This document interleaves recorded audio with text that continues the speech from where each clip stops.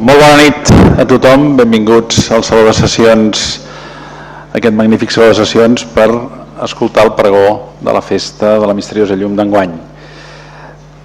Té la paraula el senyor Jaume Puig, president d'Òmnium Cultural del Bages, administradors de la Festa de la Misteriosa Llum 2013.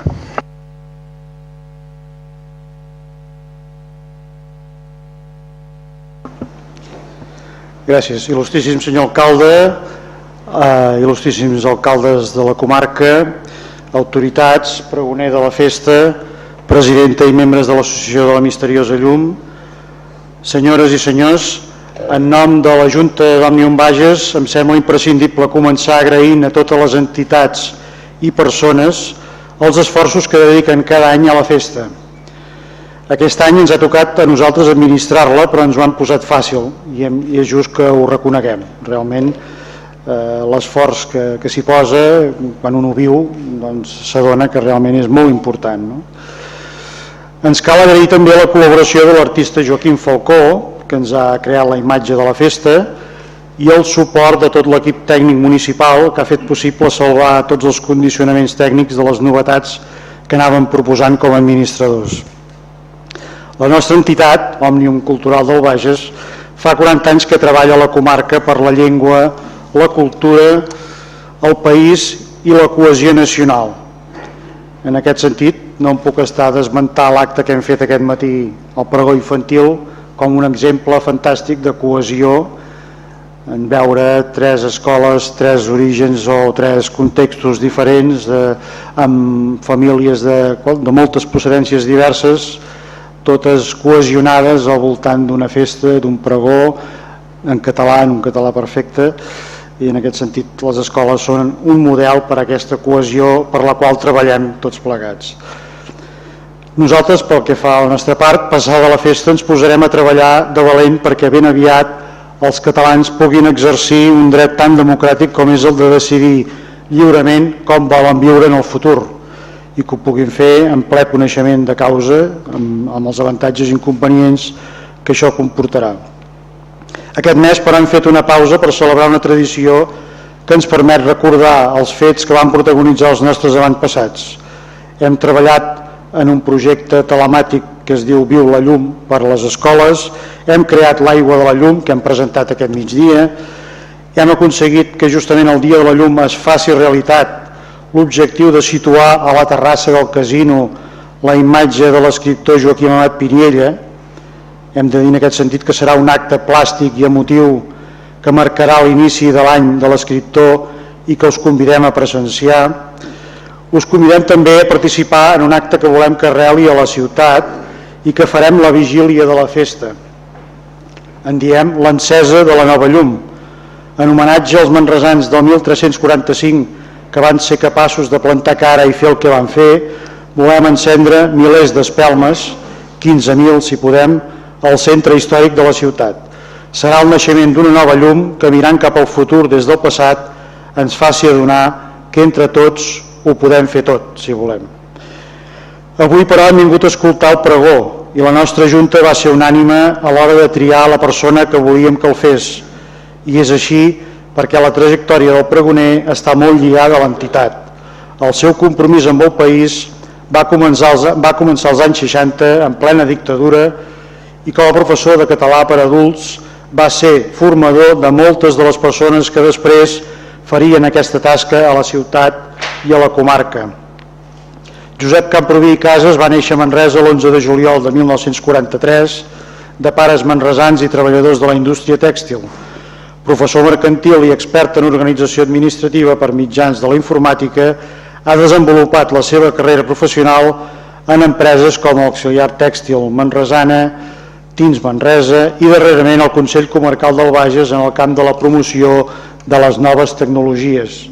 De jove havia format part d'organitzacions d'inspiració cristiana com les Congregacions Marianes i l'escoltisme, i durant la dictadura franquista va participar en el grup Art Viu i va ser un dels promotors de la Comissió de Promoció Política, que es convertiria posteriorment en la Unió Socialista del Bages, i l'any 1975 es va incorporar al PSC Congrés, partit que va abandonar en produir-se la fusió amb el PSOE. Des de l'any 1968 va impulsar a Manresa la Comissió d'Ensenyament i Difusió, que organitzava uns cursos intensius de català per adults i també d'Història i Literatura Catalanes anomenats Cursos de Setembre. L'any 1980 assumeix el càrrec de president de la Delegació del Bages d'Òmnium Cultural en un període marcat per l'oficialització dels cursos de català per adults. Durant la seva presidència, l'entitat institueix el Premi Bages de Cultura i els Premis La Setània. Sota el seu mandat es coordina també a la comarca el Congrés Internacional de la Llengua Catalana l'any 1986 i es fa un esforç organitzatiu molt important en dur a Manresa la 37a edició de la Festa de les Lletres Catalanes, Nit de Santa Llúcia, l'any 1987, en el marc d'un conjunt d'actes com van ser les primeres jornades de normalització lingüística. Va ser, d'altra banda, un dels primers promotors de la commemoració del centenari de les Bases de Manresa, que es va escaure el 1992. Vinculat a múltiples iniciatives culturals i cíviques, va ser un dels impulsors del naixement de Regió 7, l'any 1978, i va presidir la Societat Editora del diari Edicions Intercomarcals fins que es va produir l'absorció per part del grup Premsa Ibèrica. Actualment hi col·labora regularment com a articulista de política nacional. Va ser membre fundador de l'organització Minority Dailies Association, que agrupa els diaris europeus en llengües no estatals o minoritàries, en la junta de la qual va representar durant molts anys els diaris en llengua catalana. És membre també del patronat de l'Hospital de Sant Andreu. Portaveu de Manresa Decideix durant el referèndum sobre la independència que es va fer a Manresa el 25 d'abril de 2010, actualment ho és de Manresa per la Independència, Assemblea Nacional Catalana. L'any passat va rebre el Premi Oleguer Bisbal al manresà més manresà. La muntanya i l'horticultura biològica ocupen bona part dels seus caps de setmana des de Sant Julià de Cerdanyola, on té la segona residència. És un bon coneixedor dels països de l'antiga Iugoslàvia i de l'est d'Europa, on ha viatjat reiteradament, especialment a Eslovènia.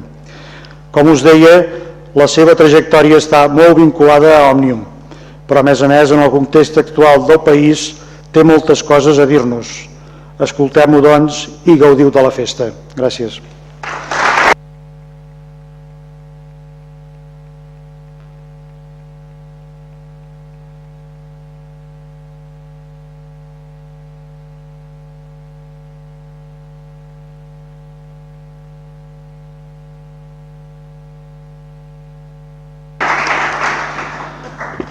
Tal com ha presentat el president d'Òmnium Cultural del Bages, el pregoner, el senyor Josep Camproví i Casas, té la paraula.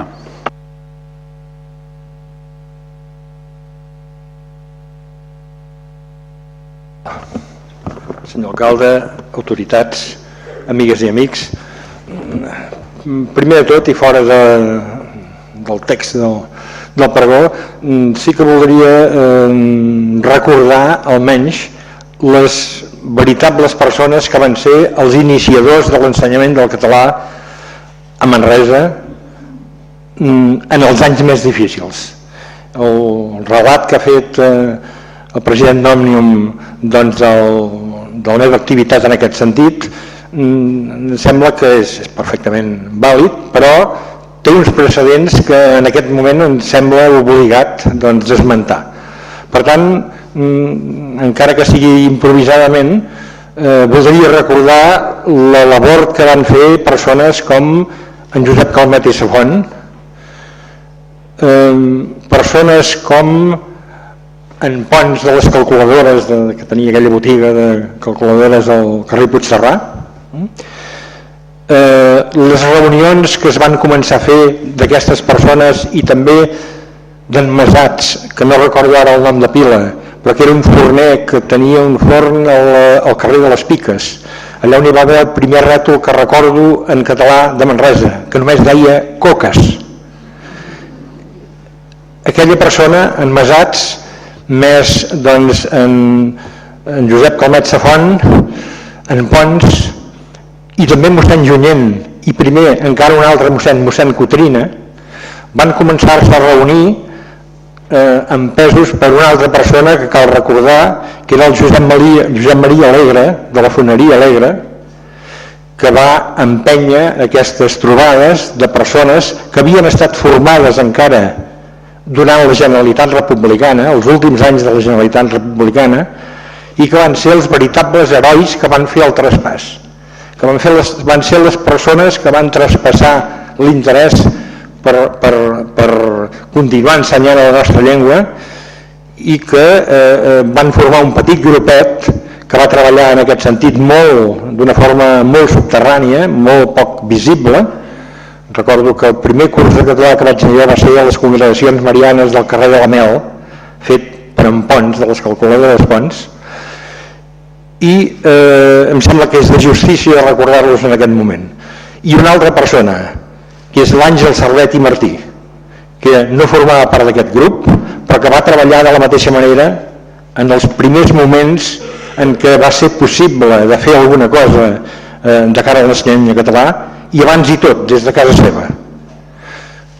Alhora recordaria també que no només a Manresa va passar això, sinó que en altres llocs també va passar, en altres llocs de la comarca, i per exemple em sembla que és de justícia esmentar també almenys els que vaig conèixer en aquest sentit, com el Llorenç Planes de Balsareny i com el Josep Fàbregas de Sallent, i d'altres, i en Ruaix de Moià, i d'altres que n'hi van haver. Però a l'hora de parlar d'aquestes coses em sembla que és d'absoluta justícia de tenir en compte aquestes persones que van ser els veritables herois que van fer el traspàs entre les generacions d'abans de la guerra i les de després. I ara sí anem directament, diguéssim, cap a pròpiament al pregó d'avui. He de dir, doncs, que en primer lloc he de dir que quan se'm va proposar de fer el pregó de la Festa de la Llum vaig quedar força sorprès. Primer perquè no m'havia passat mai pel cap de fer una cosa semblant, la veritat, que hauria d'estar reservada, em penso, als manresans o manresanes d'exemplaritat absoluta i de solvència contrastada, etc., com els que m'han precedit en els pregons anteriors. Però penso sincerament que aquest no és el meu cas. Reconec, per exemple, que he comès més d'una vegada el pecat tan manresà de l'altra banda, de marxar de Manresa justament el dia de la llum. I la veritat és que el meu propòsit d'esmena és més aviat escàs. Però vaja, malgrat aquest pecat evident i d'altres que se n'hi podrien afegir, vaig acceptar la proposta d'Òmnium per dues raons que després ja comentaré. Vaig néixer i vaig viure molts anys al manresaníssim barri de les Escudines, quan encara hi havia pagesos. El pare provenia justament d'una casa de pagès del carrer de Sant Bartomeu i com que no era l'hereu, va deixar la terra i es va dedicar a una altra feina manresaníssima, a fer de retaire. Va anar a la guerra com a soldat de la República i els guanyadors el van premiar amb 3 anys en un camp de concentració a Santonya.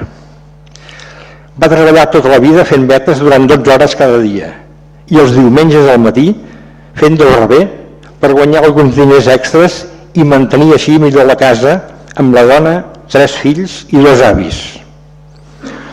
No vaig conèixer els avis paterns, que eren pagesos, però sí els materns. L'avi havia tingut una altra manresaníssima ocupació. Feia de contramestre a la fàbrica nova. I l'àvia, com es pot endevinar, era teixidora de la mateixa fàbrica. I teixidora, esclar, va ser la meva mare, que treballava a la fàbrica del Pont Vell durant la guerra, d'on va ser despatxada l'any 39 perquè havia estat membre del comitè de la fàbrica. El darrer lloc on va treballar va ser el Blanqueig, un topònim que ara ha desaparegut completament de la nomenclatura manresana, però que era una fàbrica que tenia els telers a la Bona Vista. He esmentat tot això no pas per parlar de la meva família, sinó per simbolitzar en ella la majoria dels manresans del seu temps, que també celebraven la Festa de la Llum, però en unes condicions extremadament difícils.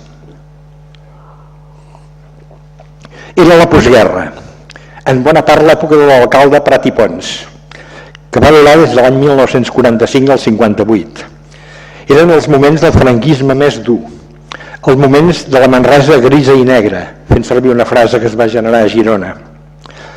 Era un món que sortosament s'ha acabat, un món de penúria permanent, de reaccionaments i d'estraper-lo, que cal recordar sempre per homenatjar tota una generació de manresans que van resistir el franquisme, van aguantar una crisi econòmica permanent que va durar 25 anys i que, d'acord amb les repetides i repetides paraules de Salvador Espriu, que s'han dit tantes vegades i que tantes vegades s'hauran de citar, realment van salvar-nos els mots i ens van retornar el nom de cada cosa. Pensa que som catalans, deia de vegades la mare, amb una senzillesa que esborronava. Pensa que nosaltres som catalans. En aquestes paraules d'una teixidora quedava concentrada tota la filosofia d'un Ferrater i Mora quan parla de la continuïtat com a una de les característiques de la vida catalana, i la d'un Vicenç i Vives quan explica que el primer ressort de la psicologia catalana és la voluntat de ser, la determinació de seguir existint, passi el que passi, vagin les coses com vagin. Fer la recordança i l'elogi d'aquesta generació va ser una de les raons que em van moure a acceptar la proposta d'Òmnium per participar en el Pregó de la Llum. I ho torno a repetir, mai no podrem retre l'homenatge que es mereix aquella generació que va patir la guerra i la llarga postguerra, que ho va aguantar tot i que va fer possible el renaixement del país a partir dels anys 70. Però ara tornem a la llum. Fem un salt en la història i tirem 675 anys enrere. Som al primer terç del segle XIV, en una Manresa de poc més de 3.000 habitants, ni el 5% dels habitants actuals. Fa 675 anys el país era evidentment molt diferent que ara. La majoria dels manresans vivien de la terra. Uns pocs en podien ser amos i senyors, però la major part devien ser pagesos de remença. A Manresa hi havia també comerciants i alguns artesans dels diversos oficis que ja ens podem imaginar.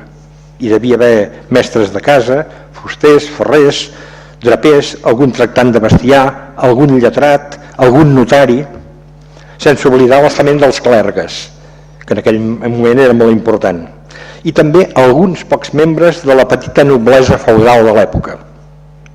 Però en total no eren gaire gent, tenien interessos molt contraposats i tots amb un mode de vida i un nivell econòmic que, excepte per uns quants privilegiats, no devia anar més enllà que la pura subsistència.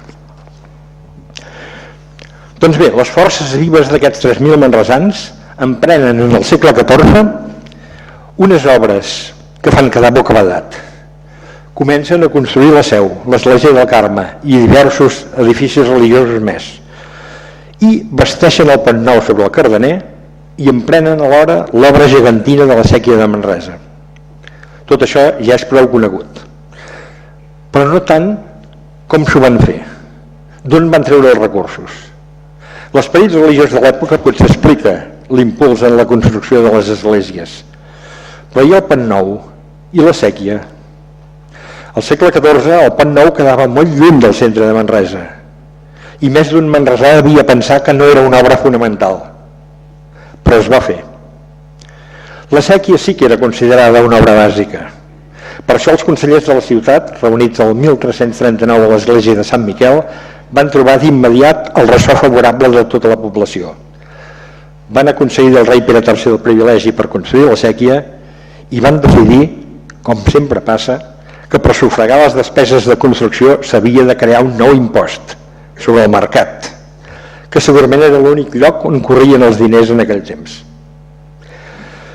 És conegut també que la Séquia va trigar 44 anys a construir-se, que va topar amb l'oposició del bisbe Galceran Sacosta, que les obres van estar parades 10 anys per la pesta de 1348, que segons diuen els historiadors gairebé va reduir la població de Manresa a la meitat, i que la manca de diners, diverses guerres i problemes de tot tipus van anar entrebancant l'obra.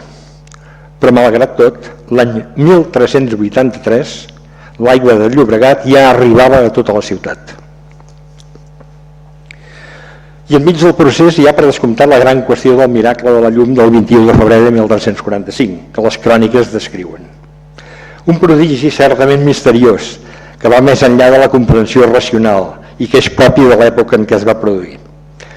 Sigui com sigui, l'origen del prodigi és Montserrat, que ja llavors, com ara, era un dels malics del país, i les conseqüències del miracle van ser realment extraordinàries. la llum misteriosa va il·luminar un bisbe repetani que per fi va aixecar l'excomunió sobre els estaments dirigents de la ciutat. Però compte, no estem rememonant ara històries de la vora del foc. El tema és absolutament transcendent per Manresa. Aquest vespre som aquí perquè un dia d'abril del 1339, fa 674 anys, uns consellers manresans es van reunir a pocs minuts d'aquí on som ara, a l'església de Sant Miquel, com era costum, i van decidir fer una sèquia. Eren Jaume d'Artés, Bertran de Castellvell, Bernat de Sallent, Pere Vilella, Jaume Armengós i Berenguer Canet.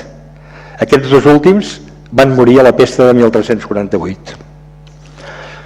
Diu Serrat i Arbós que aquests noms haurien de ser eternament beneïts mentre hi hagi una engruna d'amor patri entre els fills de Manresa. I amb ells, evidentment, hem d'homenatjar també tota la generació dels manresans del segle XIV que els va donar suport. Aquests, com els que van viure a Manresa a mitjans del segle XX, van resistir també tots els temporals, van aguantar totes les ventades i ens van fer un regal extraordinari, una sèquia medieval que encara avui proporciona tota l'aigua que la ciutat necessita. Realment trobaríem un prodigi o un miracle més gran que aquest? I ara tornem a fer un altre salt en el temps, del segle XIV al segle XXI. Avui estem a punt de celebrar una nova festa de la llum. Aquest any l'Associació Misteriosa Llum ha encarregat l'organització directa de la Festa Òmnium Cultural del Bages, una entitat que s'ha destacat pel servei continuat, tal com s'ha dit, a la llengua, la cultura i el país. L'encàrrec a Òmnium ha estat tot un encert, sobretot en els moments especials que Catalunya està vivint. La festa d'enguany inclou actes de tota mena i destaca justament per la seva absoluta varietat.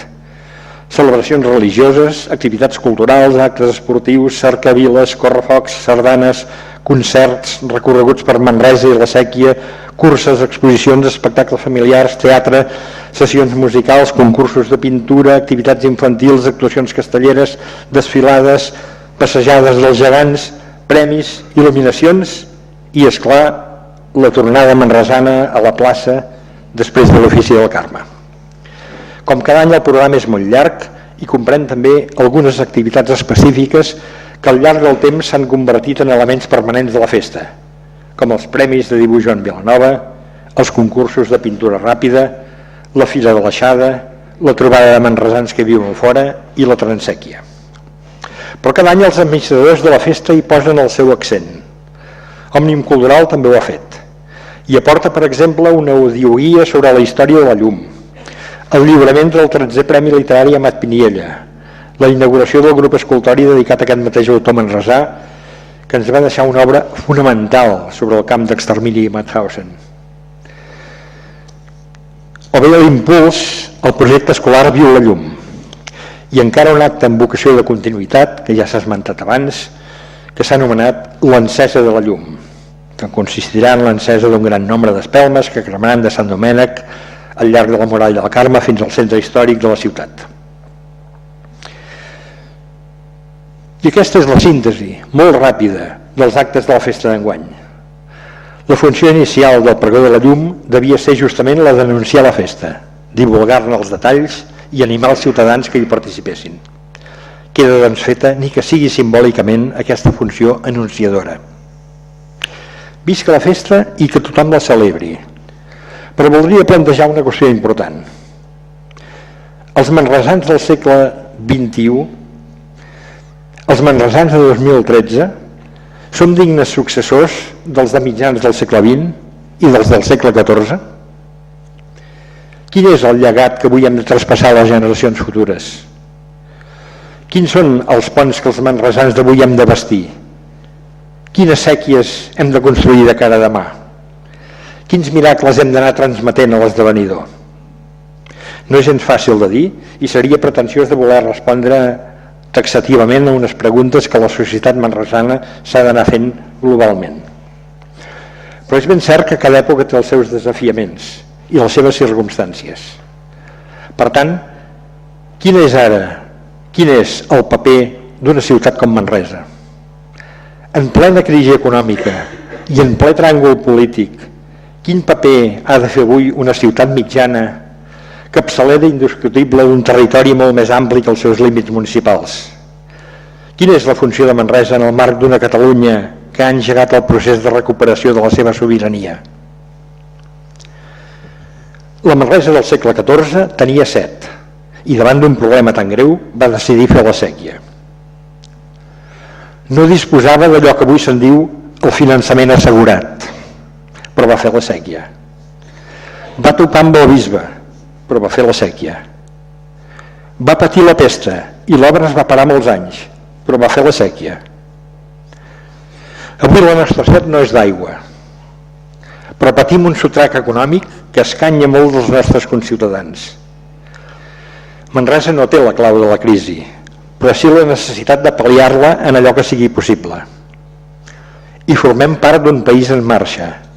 Per tant, som directament responsables de fer avançar el procés que el país ha engegat en el territori que és la nostra àrea d'influència. Ho hem de fer ni que haguem d'arriscar-nos. Qui no s'arrisca no pisca, diu la dita popular. Hi ha molts moments en la història de Manresa en què la ciutat s'ha arriscat. Ha estat valenta i ha transgredit les regles i les legalitats vigents que l'encotillaven. Només n'esmentaré tres.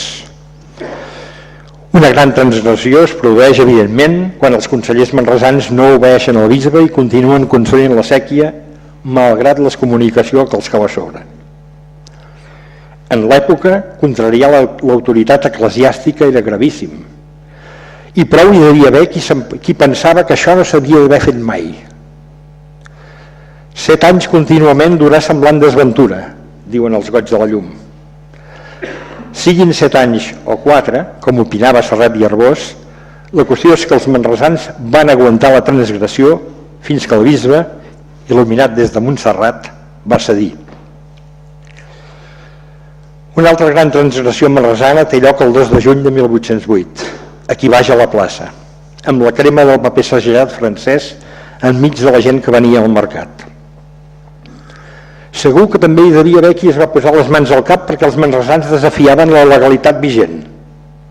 Però 6 anys després, els francesos havien d'abandonar el país. Un tercer acte de transgressió manresana va tenir lloc precisament en aquesta sala, tot i que el seu origen no era exclusivament manresà. L'Assemblea de les Bases de Manresa de 1892 va plantejar uns objectius que anaven molt més enllà de la legalitat vigent a l'època.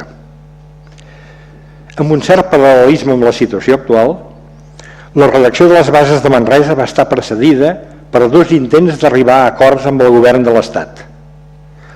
El Memorial de Greuges, redactat per Valentí Almirall i presentat el 1885 al rei Alfons XII, i el missatge a la reina regent, redactat per Àngel Guimerà el 1888. La resposta, tal com hi hem estat acostumats sempre, va ser negativa en tots 2 casos. Les bases de Manresa que es van redactar en aquesta sala van ser en bona part la reacció d'aquell moment a les habituals negatives de l'Estat i van acabar donant estructura i cos doctrinal a tot el moviment catalanista i independentista posterior. Avui, 668 anys després dels fets de la llum, 205 anys després de la crema del paper segellat i 121 anys després de l'Assemblea de les Bases de Manresa, estem a punt de celebrar altre cop la festa manresana per excel·lència. Celebrem-la, evidentment, però plantegem-nos, no deixem de plantejar-nos també quines són les séquies que hem de construir. Insistir en aquesta conveniència de fer-ho és l'altra raó que em va moure a acceptar l'encàrrec del pregó de la llum. Segles enrere, els manresans van fer un esforç gegantí per cobrir una necessitat social que era disposar d'aigua. Les necessitats socials avui també són molt grans i a més molt diverses, però satisfer-les ja no és a l'abast del govern de cap ciutat, per important que sigui. Avui la dimensió territorial és molt diferent. La séquia que hem de construir ha de tenir el doble objectiu de ser fidels al país i de millorar la vida dels seus habitants. La del segle XIV ja va haver d'anar a buscar l'aigua molt més enllà del terme de Manresa. Però les séquies del segle XXI han de relligar encara territoris molt més extensos. La nostra ciutat real, avui, potser és el Bages, o potser fins i tot és bona part de la Catalunya central. Aquí és on els manresans tenim responsabilitats especials. Per això, avui, que tanqui una empresa com Tradema a Solsona o Power Controls a Sant Vicenç de Castellet, tal com avui mateix els mitjans de comunicació anunciaven, ja no és un problema ni de Solsona ni de Sant Vicenç, sinó també manresà. Avui que no hi hagi desdoblament de la C55 o que continuïn les eternes dificultats en les comunicacions ferroviàries amb Barcelona, no és una qüestió només de Manresa, ni tan sols del Bages, sinó també del Berguedà, del Solsonès i fins i tot de la Cerdanya.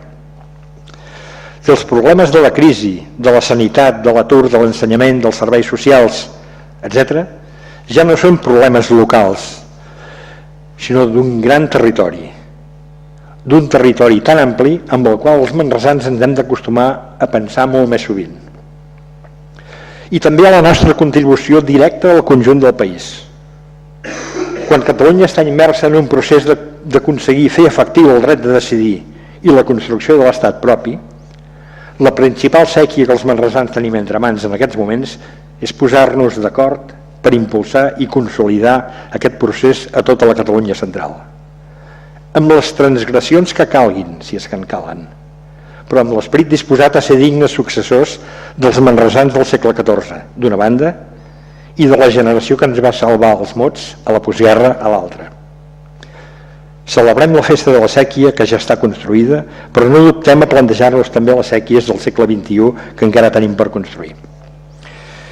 I bé, aquest pregó de la llum va ser escrit fa gairebé un mes, i en un mes han passat moltes coses, però sobretot una que m'empeny a prendre amb la llicència de fer una petita addenda al text que ja tenia tancat del pregó. El 23 de gener el Parlament de Catalunya va declarar amb solemnitat que Catalunya és subjecte polític i jurídic de sobirania. Aquesta és una qüestió transcendent que lliga del tot amb la filosofia d'aquest pregó. Perquè sobirania institucional és el que van exercir els consellers de Manresa en decidir continuar la sèquia, malgrat l'oposició episcopal i l'excomunió, que en aquella època era molt pitjor que una sentència del Tribunal Constitucional. I sobirania popular és la que van exercir els manresans cremant el paper segellat francès al mig de la plaça i aturant els soldats de Napoleó al Bruc. I sobirania intel·lectual i política és allò que van començar a practicar els redactors de les bases de Manresa en aquesta sala. Sense el camí que ells van iniciar el 1892, no hi hauria hagut Mancomunitat de Catalunya el 1914, ni primer projecte d'estatut el 1919, ni s'hagués creat la Generalitat de l'època republicana, ni després del franquisme hagués retornat un president que la continuava, ni hagués pogut ser vigent de nou a partir de 1979. Sense anar estirant el fil de la sobirania que neix a les bases de Manresa, no hi hauria hagut tampoc la gran manifestació de juliol del 2010 ni la de l'11 de setembre de 2012, en què el crit constant i únic va ser el d'independència. I justament continuant aquest fil de la història, fa 3 setmanes que el Parlament declarava amb tota solemnitat que Catalunya és subjecte polític i jurídic de sobirania. Més que mai, doncs, és ben clar el tipus de sèquia que els manresans d'avui hem d'ajudar a construir. Malgrat tot, malgrat els desgavells, les corrupteles de tota mena, les mentides, els despropòsits, les pel·lícules d'espies, els escarnis, les amenaces, l'ofegament econòmic, les males intencions del ministre Wert i companyia, l'anunci de desgràcies apocalíptiques, etc. La nostra sèquia ja no és local, sinó nacional. Reprenc la frase familiar: nosaltres som catalans, tant sigui de naixement com d'adopció, però tots tenim l'obligació de continuar el fil de la història i d'incorporar-hi les noves generacions. La sèquia actual està formada per un canal, on passa, si fa no fa, 1 metre cúbic d'aigua per segon. La nova sèquia n'ha de tenir almenys 2, un per millorar el benestar dels ciutadans i l'altre per assegurar la continuïtat de la nació. Un país lliure, tan lliure com qualsevol altre, un estat propi i un paper al món. objectius tan difícils, potser, però tan possibles, segur, com va ser fer la séquia manresana del segle XIV. Senyor alcalde, autoritats, amigues i amics, moltes gràcies per la vostra atenció.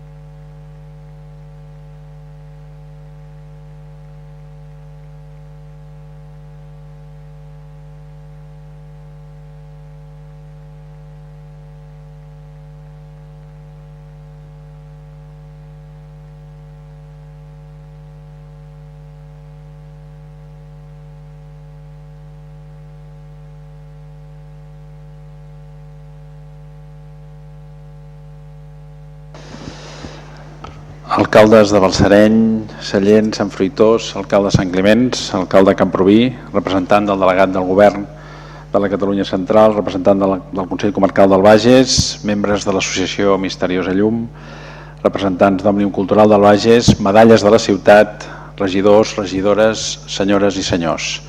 Bona nit a tots i en primer lloc agrair-li de tot cor al pregoner la seva intervenció. Ha estat un missatge d'esperança, d'il·lusió i sobretot de repte que ens ha transmès. Però avui, aquells que creiem fermament en el procés de transició nacional que ha iniciat Catalunya, amb l'esperança que sigui tan reeixit com tots desitgem i que finalment acabi convertint aquesta nació en un nou estat d'Europa, ens hem sentit molt a prop del teu missatge. Josep Camproví, com ha quedat palès en el seu perfil biogràfic, que ens ha llegit el president d'Òmnium Cultural del Bages, i també en el seu pregó, és un activista catalanista convençut i compromès en la defensa de la llengua, la cultura i el país. Ho ha demostrat i ho segueix demostrant ara com a portaveu de Manresa per la independència. I ho va ser als anys 80, a la dècada dels 80, com a president durant 9 anys d'Òmnium Cultural del Bages. L'entitat que enguany és l'administradora de les Festes de la Llum, coincidint amb la celebració del seu 40è aniversari. Crec que s'ha de felicitar als administradors, a l'Associació de la Misteriosa Llum, per l'encert de fer coincidir que els administradors d'enguany sigui precisament Òmnium Cultural del Bages. La festa més manresana de totes ha tingut i té una vigència que ells, amb les aportacions i les novetats que tant en Jaume Puig com en Josep Camproví ens han recordat i que jo no repetiré, li han donat el seu segell específic. Algunes d'aquestes novetats tindran continuïtat en properes edicions, segur, i estarem tots estarem satisfets si l'encesa de la nova llum a la plaça de Sant Domènec és tan multitudinària com ells han previst. També estem treballant des de l'Ajuntament per portar l'edició d'enguany de la nit de Santa Llúcia a Manresa. No cal que us expliquem que les dificultats només són econòmiques, però tant la presidenta d'Òmnium, la Muriel Casals, com la gent d'Òmnium Cultural del Bages i nosaltres mateixos pensem que seria una immillorable culminació del 40è aniversari d'Òmnium Bages en aquest any Amat i Pinella del centenari del seu naixement. Deixeu-me que comenti una anècdota que va sorgir en el plenari de l'Associació Misteriosa Llum. Enguany s'homenatgen els que van ser els administradors l'any 63, ara fa 50 anys. Entre aquests administradors, llavors no eren entitats, sinó eren persones hi havia el senyor Baltasar Corrons. Avui, 50 anys després, en la Junta, en els administradors d'Òmnium Cultural del Bages, hi ha el seu fill Jordi. Això és la demostració de que de pares a fills es passa aquest compromís d'implicació amb la ciutat i d'exercir funcions organitzadores i dinamitzadores de la realitat ciutadana. Els esforços que s'han dedicat a l'organització d'aquesta Festa de la Llum segur que tindrà el premi d'una elevada participació i farà honor als esforços i la il·lusió que hi ha posat l'entitat que ho ha administrat enguany. No voldria deixar d'agrair també el treball dels membres de l'Associació de la Misteriosa Llum. És l'entitat que es manté fidel a les finalitats per les quals va ser creada: promoure els valors de la misteriosa llum, garantir la continuïtat de la festa, promoure la difusió de la història i les tradicions de la nostra ciutat. M'agradaria incorporar avui en aquesta intervenció com a alcalde de Manresa i en unes dates tan assenyalades i tan manresanes una cita del llibre de Vicenç Prat, que fa uns anys que es va reeditar, el Llibre Verd, i que amb aquella ironia i aquell sarcasme que el caracteritzava, amb el subtítol Visió parcial de Manresa, ens va fer un retrat costumista de la nostra ciutat. I en una frase, en un text, en un paràgraf molt significatiu, deia que els manresans tenim la mala costum de deixar les coses a mig fer. Cito textual: deixar les coses a mig fer és una especialitat manresana, una avinentesa permanent per a convèncer el foraster que la nostra ciutat està en creixença contínua.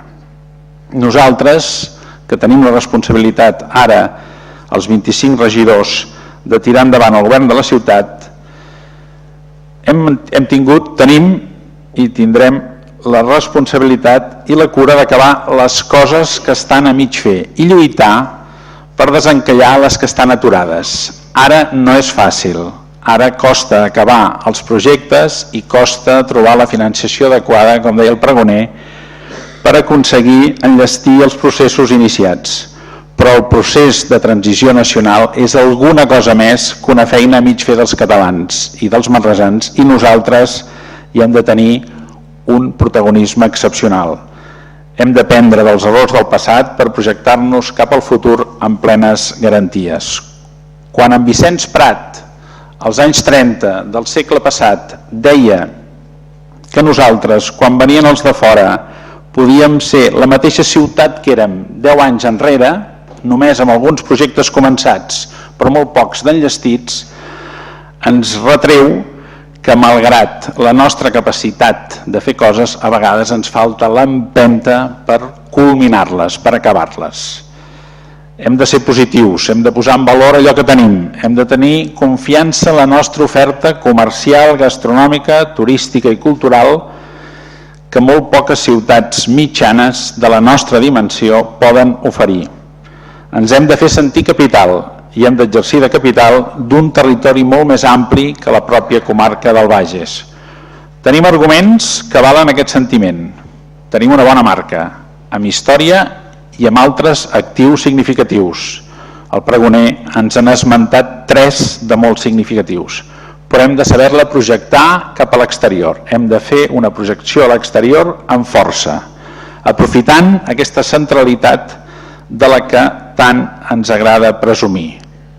Hem de construir entre tots una nova Manresa, capaç d'atendre les necessitats dels qui vivim, una ciutat amable, amb carrers nets, places d'aparcaments, una ciutat cívica i endreçada, solidària i atenta a les necessitats dels que ho estan passant malament, que malauradament ara són més que mai.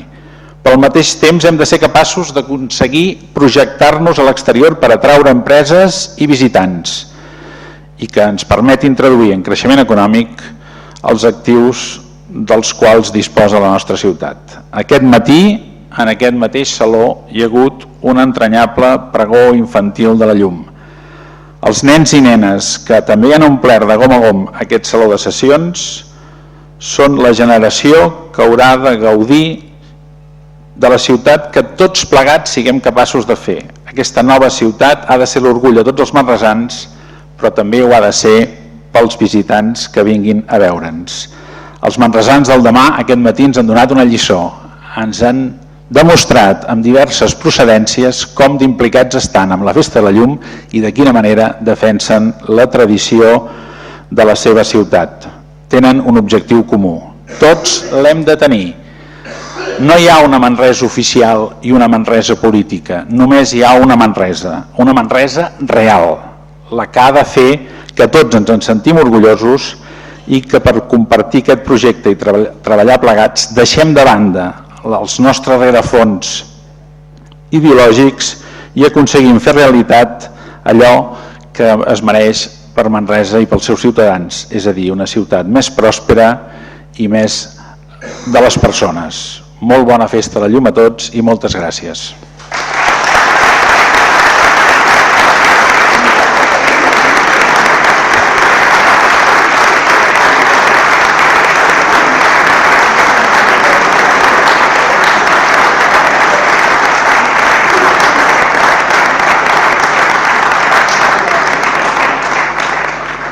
A continuació farem entrega d'un record al pregoner d'aquesta nit.